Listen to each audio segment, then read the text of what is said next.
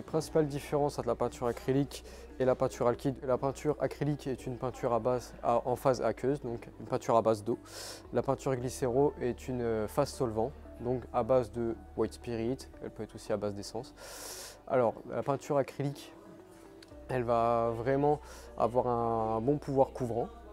Moins que la peinture glycéro, elle va mettre moins de temps à sécher. La peinture glycéro va vraiment mettre beaucoup plus de temps à sécher. La peinture à base d'eau a moins de solvant, donc elle est plus écologique qu'une peinture à base de glycéro. Et la peinture glycéro, elle sera un peu plus chère, étant donné de son efficacité un peu plus durable dans le temps, qu'une peinture à base acrylique qui sera elle un peu moins chère, aussi efficace, mais qui aura plus tendance à s'écailler plus facilement. Il faut savoir que finition mat satino-brillante, c'est avant tout une question de goût, même s'il y a quelques règles à savoir. La finition mat va vraiment être adaptée pour des pièces dites de confort, les séjours, les chambres. La finition satinée va vraiment être plus adaptée, elle va être plus universelle. Elle va s'adapter également à tout ce qui est pièces de la maison, cuisine, séjour, chambre. La finition brillante, elle est surtout là pour faire ressortir par exemple les détails du bois, étant donné que la finition brillante va faire ressortir les imperfections. Donc elle est moins conseillée sur un mur, on va dire, qui est un peu plus abîmé. On va plutôt privilégier une finition mate qui, elle, va avoir un meilleur recouvrement. Étant donné qu'elle absorbe la lumière, la brillante la fait ressortir. Il est préférable d'adapter une finition mate pour un plafond, étant donné qu'elle absorbe peu la lumière, donc elle sera moins agressive à l'œil. Par contre, elle est très peu adaptée pour tout ce qui est cuisine et salle de bain, étant donné qu'elle va moins résister aux taches de gras, à l'humidité, etc. Quelle peinture pour quel support? Il faut savoir que peinture acrylique et glycéro font exactement le même rôle. L'acrylique, comme je l'ai dit, elle peut aller sur une porte en bois, une fenêtre en PVC, tout comme la glycéro. La principale différence, c'est que la glycéro va être plus conseillée pour des supports, on va dire, un peu plus délicats. Par exemple, pour un radiateur où ça aura tendance à chauffer, la glycéro va mieux résister dans le temps qu'une acrylique.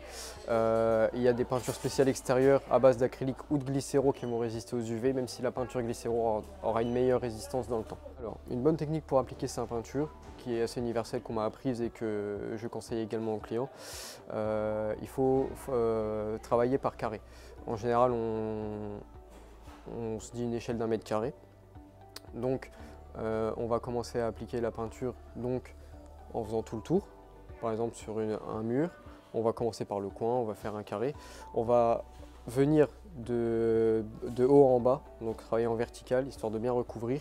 Et ensuite, pour bien relisser parfaitement, on va faire une finition de droite à gauche, histoire que la peinture s'étale bien. Alors, au bout de combien de temps doit-on changer sa peinture? En général, il faut savoir que c'est très visuel. Une peinture à base de glycéro va résister un peu plus longtemps qu'une peinture à base d'acrylique. Après, tout dépend aussi de où elle est située. Si elle est située avec une zone où il y a beaucoup de lumière, beaucoup d'humidité, tout ça, elle va avoir tendance à se fragiliser plus vite dans le temps. Notamment, je prends l'exemple des blancs, tout dépend aussi de la composition. Il y a des blancs qui sont à base de talc et d'autres à base de titane.